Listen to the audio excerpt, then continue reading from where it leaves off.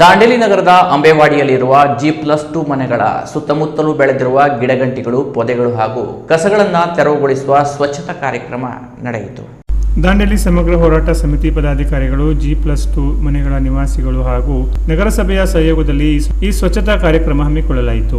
G+2 ಮನೆಗಳು ಕಾಡಿನ ಸಮೀಪದಲ್ಲಿದ್ದು ಸುತ್ತಮುತ್ತ ವಿಪರೀತವಾಗಿ ಕಸ ಹಾಗೂ ಗಿಡಗಂಟಿಗಳು ಬೆಳೆದಿರುವುದರಿಂದ ಸ್ಥಳೀಯ ನಿವಾಸಿಗಳು ಹಲವು ಸಮಸ್ಯೆಗಳನ್ನು ಎದುರಿಸುವಂತಾಗಿದೆ. ಕಳೆದ 1 ವರ್ಷದಿಂದ ನಿವಾಸಿಗಳು ಹಾಗೂ ದಾಂಡೇಲಿ ಸಮಗ್ರ ಹೋರಾಟ ಸಮಿತಿ ವತಿಯಿಂದ ಹಲವು ಬಾರಿ ಮನವಿ ಸಲ್ಲಿಸಿದ್ರು ಸಮಸ್ಯೆಗೆ ಸೂಕ್ತ ಪರಿಹಾರ ದೊರಕಿರಲಿಲ್ಲ ಎಂದು ನಿವಾಸಿಗಳು ಅಸಮಾಧಾನ ವ್ಯಕ್ತಪಡಿಸಿದರು. ಇಲ್ಲಿನ ನಿವಾಸಿಗಳು ರಸ್ತೆ, ಬೀದಿ ದೀಪ ಸೇರಿದಂತೆ ಹಲವು ಮೂಲಭೂತ ಸೌಕರ್ಯಗಳಿಂದ ವಂಚಿತರಾಗಿದ್ದಾರೆ. ಮಳೆಗಾಲದಲ್ಲಿ ಪರಿಸ್ಥಿತಿ ಮತ್ತಷ್ಟು ಹದಗೆಟ್ಟಿದ್ದು ಮನೆಗಳ ಗೋಡೆಗಳು ಸೋರುತ್ತಿರುವುದರಿಂದ ನಿವಾಸಿಗಳು ತೀವ್ರ ತೊಂದರೆ ಅನುಭವಿಸುತ್ತಿದ್ದಾರೆ. ಸೂಕ್ತ ರಸ್ತೆಗಳ ಕೊರತೆಯಿಂದಾಗಿ ಹಲವರು ಬಿದ್ದು ಗಾಯಗೊಂಡಿರುವ ಘಟನೆಗಳು ನಡೆದಿವೆ ಎಂದು ಸ್ಥಳೀಯರು ಬೇಸರಿಸಿದರು.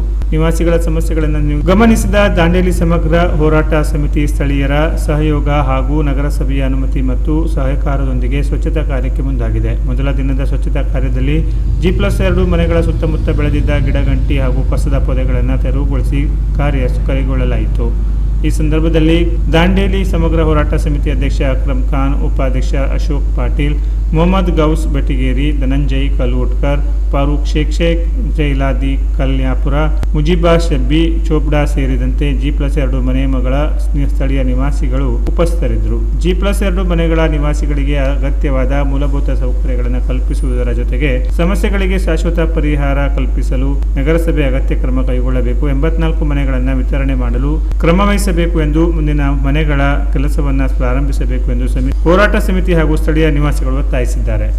नमस्ते, हमारी प्रॉब्लम ये है कि गिरते गिरते 10 बार बढ़ चुके हैं हम लोग. तुम लोग जो काम नहीं करोगे तो कैसे करेंगे? हम अभी स्ट्राइक करने के बैठेंगे, फिर होराटा करने के लिए बैठेंगे. अभी 3-4 लोग गिरते गिरते बचे सो है, इतने खड्डे हुए सो है, कुछ एक्शन नहीं ले रहे हैं. पूरा कचरे में सांप आ रहे, ये आ रहे, सब आ रहे हैं. तुम लोग कुछ तो भी ऑप्शन लेना चाहिए. गिर को 2 टाका लगे सो भी बोलो. हाँ सच में, मेरे पैर को भी लगे सो मैं 4 टाके लगा के ऐसे में अभी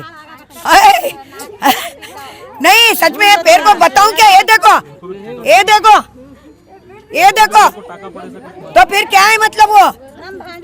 रात को लाइट नहीं है, इधर लाइट नहीं है, एक भी रोड गेट के अंदर आए तो गिरते गिरते बचते हैं. आज हमारी 66 उम्र हुई है, 73 वाले कैसे आना यहाँ पे? पूरा सीनियर सिटीजन है लोग.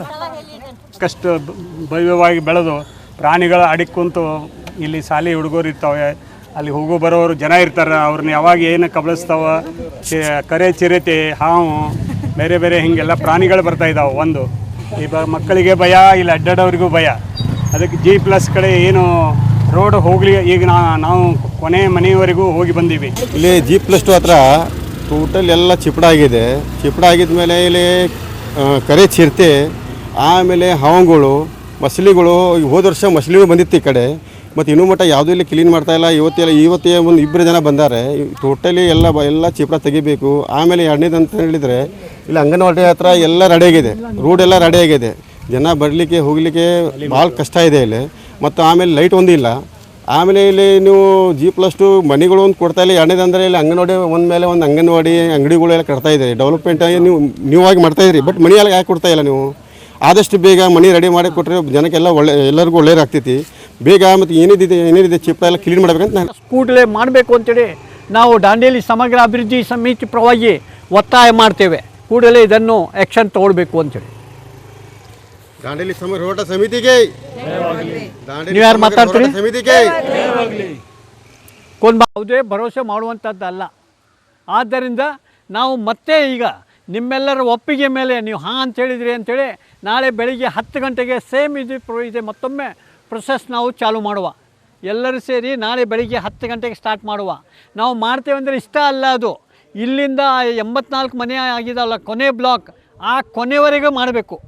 ಯಾಕಂದರೆ ಎಲ್ಲ ನಾವು ನೋಡಿದ್ರೆ ಸಂಪೂರ್ಣ ಎಲ್ಲ ಗಿಡ ಇಲ್ಲೇ ಬೆಳೆದಿದ್ದಾವೆ. ರಸ್ತೆ ಹಾಳಾಗಿದೆ. 1-2 ಸರ್ತೆ ಮತ್ತೂ ಪ್ರಯತ್ನ ಮಾಡುವ. ಇಲ್ಲದಿದ್ದರೆ ಮತ್ತು DC ಹತ್ರ ಅಥವಾ ಕಮಿಷನರ್ ಆಫೀಸ್ ಬೆಂಗಳೂರಿಗೆ ನಾವು ಹೋಗಿ ಕುಂದಿರಲಿಕ್ಕೆ ಒಂದು ವ್ಯವಸ್ಥೆ ಮಾಡುವ. ಈ ಒಂದು ಸಭೆ ಮೂಲಕ ನಾನು ಕಮಿಷನರ್ಗೆ ವಿನಂತಿ ಮಾಡ್ತೇನೆ, ಕೂಡಲೇ ಇಲ್ಲಿ ಕೆಲಸ ಪ್ರವರ್ತ ಆಗಬೇಕು. 84 ಮನೆಗಳ ಚಾವಿ ಅವ್ರಿಗೆ ಕೊಡಬೇಕು.